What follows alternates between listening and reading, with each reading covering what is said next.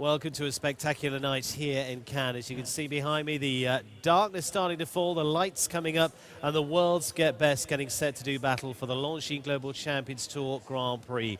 Cannes, as always, produced a spectacular round, a spectacular stage of the tour, and it's the 7th stage of the championship already as we now hurtle around Europe. Over the next few weeks, it's Portugal, then on to Monaco, back to France for Paris, and much more besides. But already the Global Champions League today, well, if your mate can't give you a leg up, a bit of a hand, then who would? Two legends of the sport.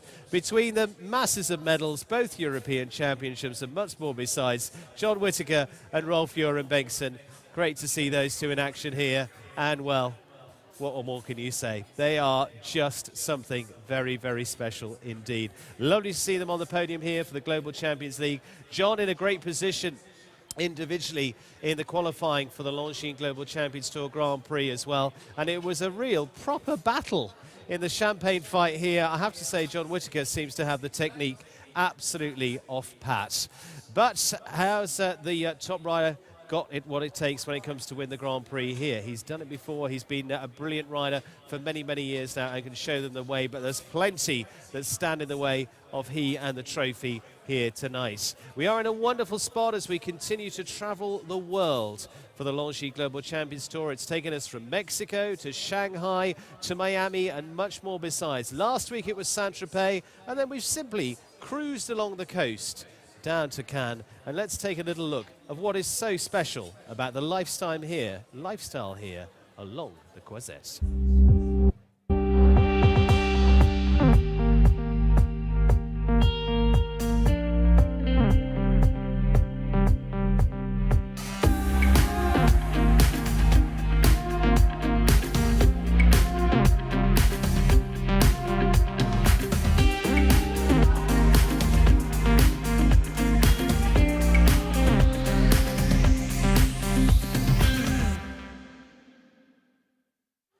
Another fabulous night to unfold the final day of the 37th running of the event here in Cannes, and a long-time partner of the Longines Global Champions Tour.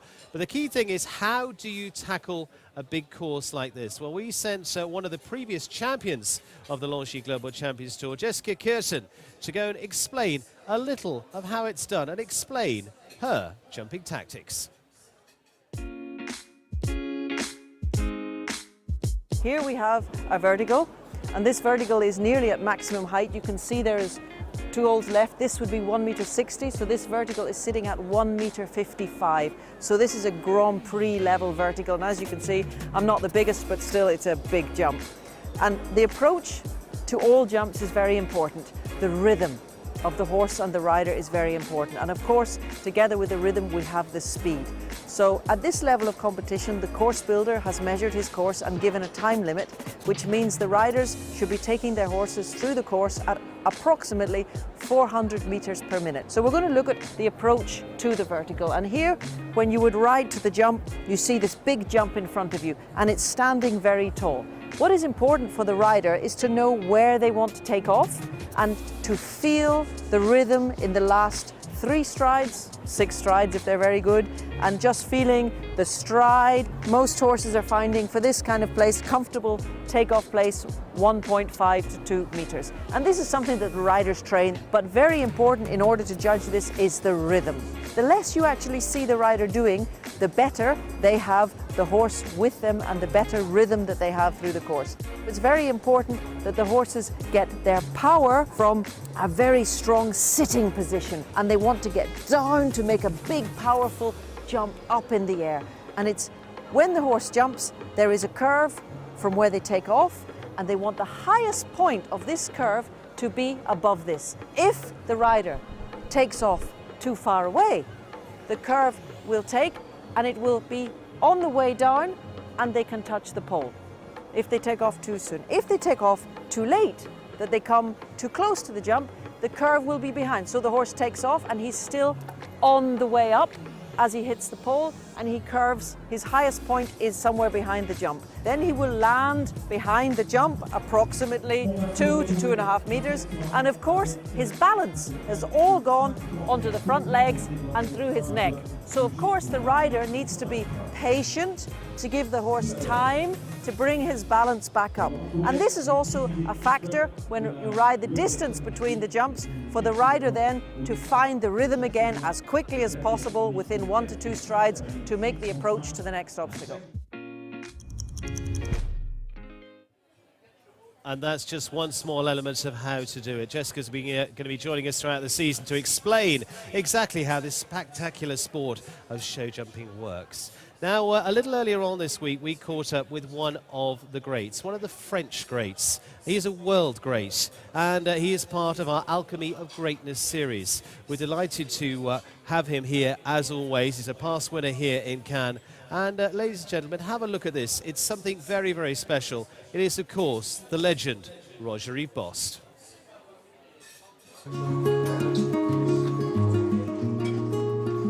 Pour le moment, c'est les meilleures années de ma vie. C'est les meilleures années parce que j'aime encore les parents, les enfants sont là, les petits-enfants arrivent. Moi, je suis encore dans le top niveau. Et après, ça peut changer. Mais pour l'instant, je profite. Avant, je voulais toujours monter à cheval, toujours. Et je voulais faire un métier avec les chevaux. Mais j'ai monté en concours, j'ai gagné beaucoup jeune. Et après, j'ai décidé que c'était ma vie. Je savais faire que ça, que monter. Et je sais toujours faire que monter.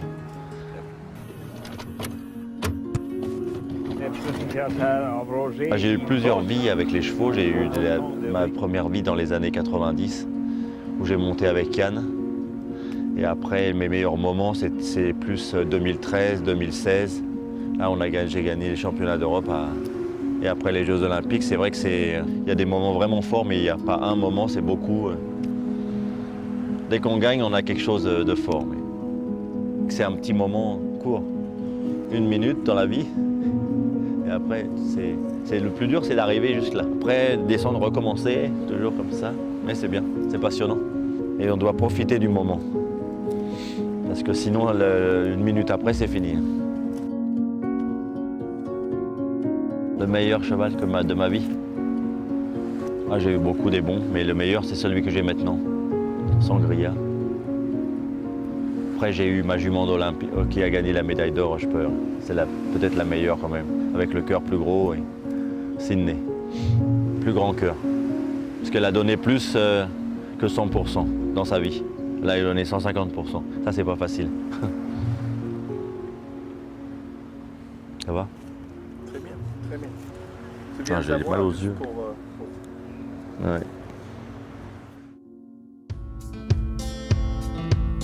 Pour le moment, les équipes, c'était pas mal. On a 2 podiums à Shanghai et à Saint-Tropez avec l'équipe Chantilly-Pegasus.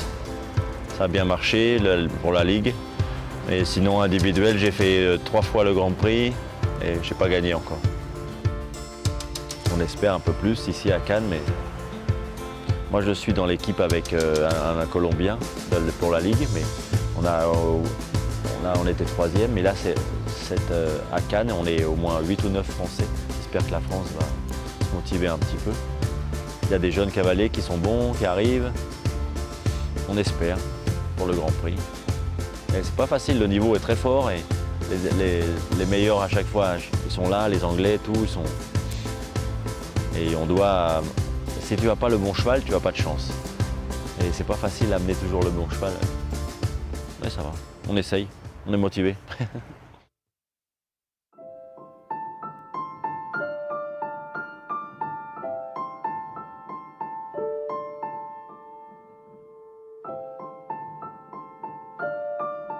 He's certainly going at this. He's giving it some, isn't he?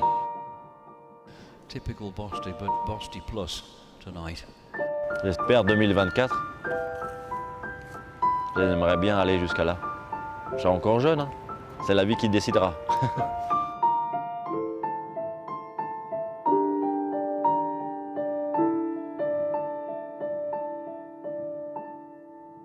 Mon seul plaisir, c'est d'être avec les chevaux toute la journée.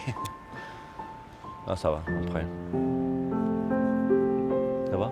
Merci bien. T'as fini?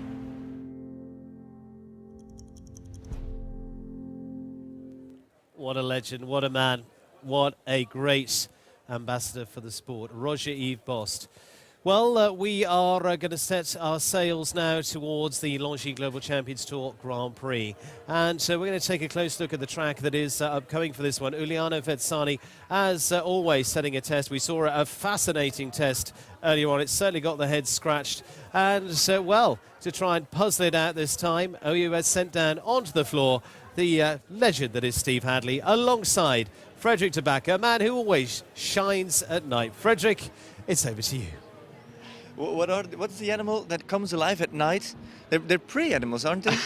That's what you're trying to call me. Thank you very much for that, Steve Wild. Steve Hadley, Grand Prix time, me. under the spotlights. Yeah. This is it. This is it. This is a big, serious course. It you is. know, Tell me. the team, the Longines Global Champions team course was a serious course as well. You know, I thought that it went one on double clear, but it wasn't. It rode very big, it walked very big, and I think this walks big. Uncomplicated, but just very, very big fences. Let's a start. massive fence here, as fence 2. I mean, look at the size of that oxer, and that's fence 2. A related distance from 2 to 3. That's a little bit a special position, no, for fence 3, because I'm galloping or I'm walking to fence 3. I have no idea whether we're going left or right. No, it took. I had a bit of a job to find my way around it, actually. Down here, 29 of my steps, 6 strides to a 1.60 m vertical. Yeah. And you jump straight into the hospitality. Straight into the crowd. That's bizarre. Back left-handed, 360-degree turn. Oh, And wide oxer coming up. Very, very, very big fence. There's no doubt Look about at that. it. 3 poles, a big water tray, 2 meters wide. And, you know, Massimo, we ought to have a look at this fence here, because this is a serious fence. And that's only number 4. This is scope. This is scope with a capital S. Yes, absolutely. I mean, it's big. And it leads us down the hill to the first combination, doesn't it? To the first combination fence here at fence 5. I made this 5 down here. Just a nice 5. A little bit of a holding, a very tall vertical going in here to an oxer. So, and again, going right into the corner. He can't avoid going into the corners here, wherever he goes, because it's a square arena. It is. It's not easy to build here. It's much easier to build a course in an oblong shape than it is in a square. 5A, 5B, that should take us to 6. Yeah. Sorry, say again? 5A, 5B, that should take us to 6. Absolutely. And then a blind corner around here. They're going to come round fence 1 and another 160 vertical. Everything, there's no need to tell the people the height of these fences other than to say it's maximum height, 160 all the way. It is Full Global blown. Champions Tour, it is a Grand Prix. Come on, Danielle, sorry, off you go. Leading from 6 to 7, Dogleg. Yep. Dogleg to the purple-coloured oxer. Very, Steve, very offset. what do you mean with offset? Well, it's not in a straight Okay, line. yeah, It's yeah. around a corner. As you said, it's a dog leg. Yeah. Look at the size of this fence. They can't get it any bigger. 2 things strike me. It is the big LED screen in the back, and it's the fact that the wings, we're jumping as high as the wings, literally. So it gives the fence a very strange look, a very strange approach with the conformation. But, yeah, I mean, leaving aside all that, look at that. There's nowhere else to go. You know, it's a massive oxer. This is a serious course. I have to say, so far, also optically, it's very challenging for myself. So I can imagine for the horses too. Yeah, you know, round the corner here now to the plank again, a maximum height plank. We're cutting again, inside, a bit of a but blind corner. They come round there. It's right there in your face. We are cutting inside, but riders will take the outside turn, and this is how high a Global Champions Tour Grand Prix is. There is not one hole left. We are literally all the way on top. We can't get it any higher. Flat cups, they come down so easily. Absolutely true. You Off know, we go. That's a big plank, isn't it? I think this crowd here tonight are in for a treat, because this is all about power jumping. Mm-hmm. I thought the team competition was a very exciting class. Let's be honest, if you made your way through the team competition, you Yeah. deserve every bit to be in this Grand Prix. Yep. Let's see how Michael Duffy. Michael, what do you make of the approach from that delicate plank here to the triple combination? It's a big plank and it's a big combination, so I think I'm just going to jump the plank, get the plank jumped, worry about the combination then, see what happens. In terms of striding?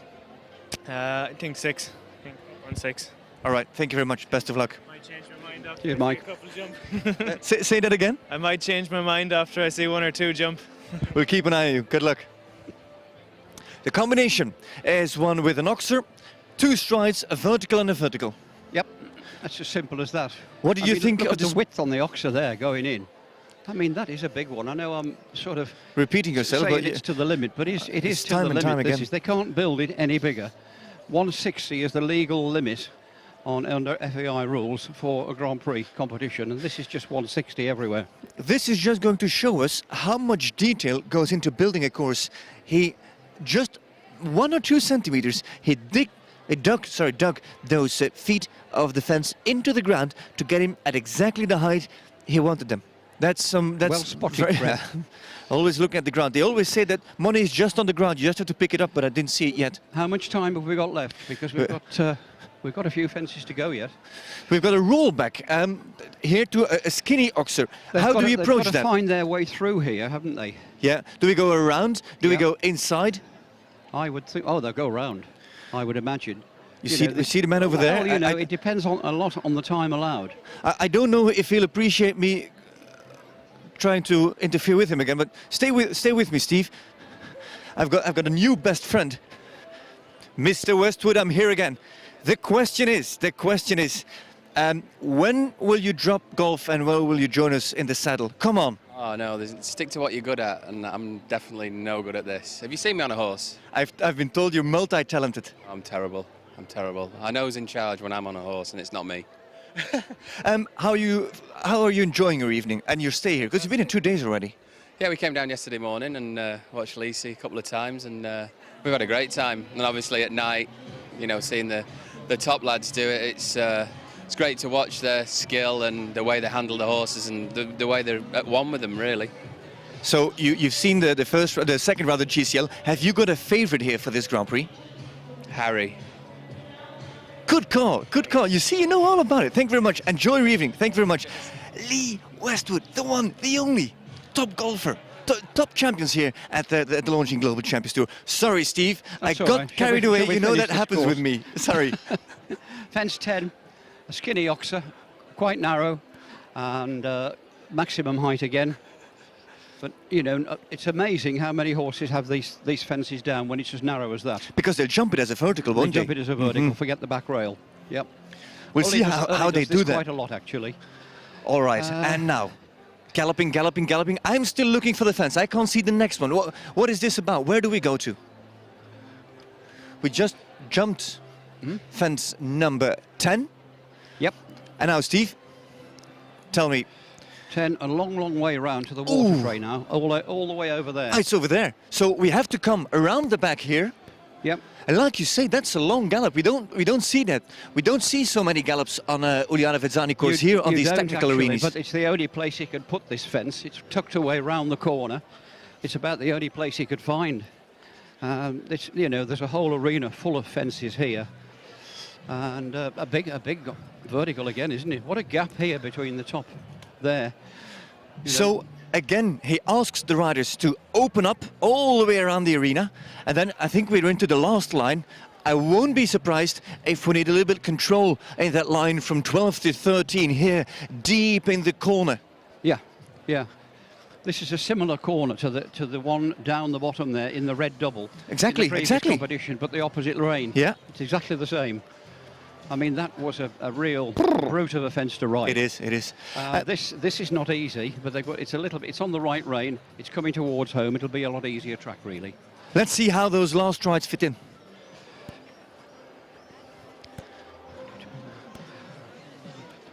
You Okay. know, one more fence to go. A related distance, 4 strides from a tall, wide oxer.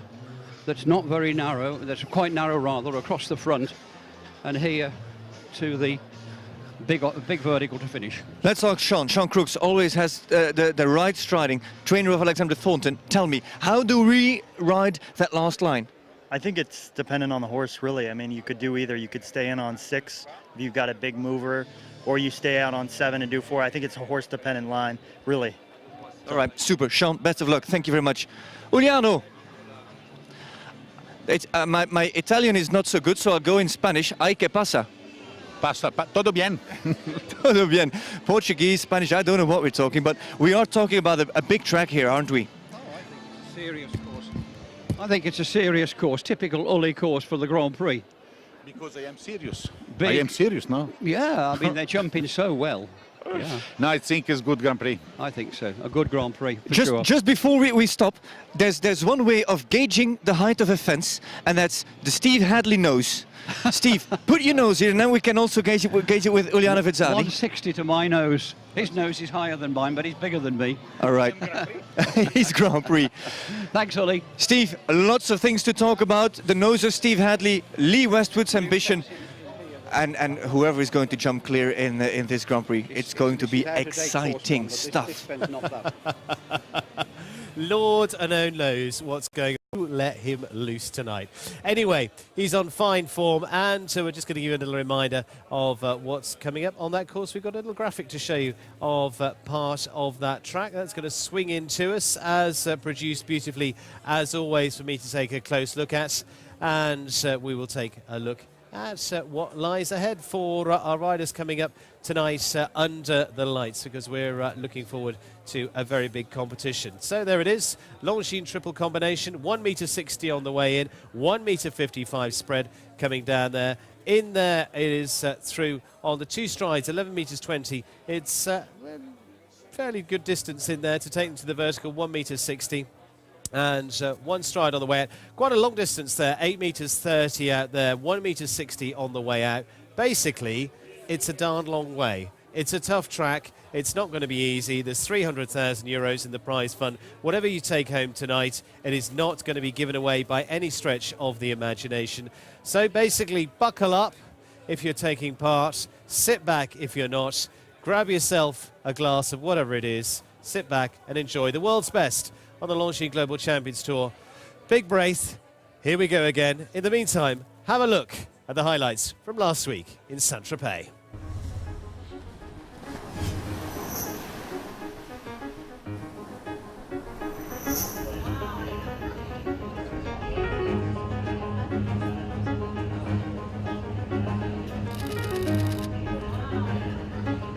The first course was a Grand Prix course, not so many clears, and it was faults everywhere. This one is bigger and a few oxes are wider, but I think they are pretty similar, just a few little changes. It's no gift, it's a different kettle of fish. You have to jump clear rounds to get into the jump off, or it's a big prize money, so you have to sort of fight for it a little bit.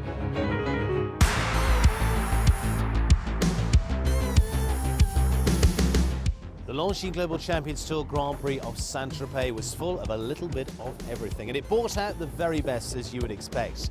The clears, well, there were early ones from European champion Peter Fredriksson, producing a fantastic round, as you'd expect from this calculated genius. There he comes, finishes, and maybe a little generous on time, but is that the end of the world? Early clear rounds also coming from Olivier Philipparts, the Belgian young man producing it once again, looking for his ticket to Prague, alongside team member Ben Mayer, also booking his place into the jump-off. The French, well, they didn't fare so well on home ground here. A dramatic exit in round 1 from French Olympic gold medalist Roger-Yves Bost as his store stops at fence 4. Oh no! Will France qualify even for the first ever Longines Global Champions Tour Grand Prix here in Saint-Tropez? A few more to come. Simon Delestre, pole down for him, saw him put his foot to the floor, going for the fastest 4 faults at that point to put him into 4th place. very quick time from Simon, as I say, and that was the intention. Ran in 73.02, unbelievably. Niels Brunstiel scoring another of the clears. It was number 4 on the board, making it look easy. It's 2 in the jump-off for the Belgians so far. There we see it's tension turned to delight. Edwina Tops-Alexander gave us number 5. With the horse she rode to victory in Miami just a few weeks ago, California was again feeling the sunshine. Julien Apiar's pole meaning no French action in the jump-off, but there would be plenty of others that would go in there. And finally, completing the first round, Carlos Enrique Lopez of Colombia would be the man to go last in round 2. 84 seconds in the time allowed. He takes all the time in the world and jumps it and clears it. Yeah, he knew he was running close. That's why he came inside 81.70. Peter Fredriksson in the jump-off, setting a fantastic standard as you'd expect. A double clear from him in 39.77. Would it be enough? Lily Keenan, certainly the young rider from the USA, 21 years of age, giving it her best shot, picks up the 4 faults on the way. She was faster, though, than the time of Peter Fredriksson, but the pole proving the difference. It is Belgium's Olivier Philippart, significantly faster, as he went with a 6-stride approach to the last and into second place at this point. Oh, this is tight coming into that line. Oh, she leaves it up. Come on now, keep going on the 5. Better. No! Oh, last fence, he'd got the time. There's Father watching, 36.10.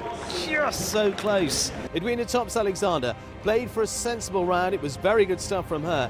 Double clear, but still, it is faster than Peter Fredriksson in the lead with 2 to go. There she comes, it's clear. It's good, 38.78, Edwina Tops-Alexander. Playing the percentages, Ben Mayer just pips her time. A brilliant round from this man who's already claimed the Madrid Grand Prix this year. Does it once again, this time on winning moves. But was it going to be enough? 5, 4, 3, 2, 1, come on, Ben. Gotta go now. Gets there in 37.44. It is Mayer the Magician who sparkles here in Saint-Tropez.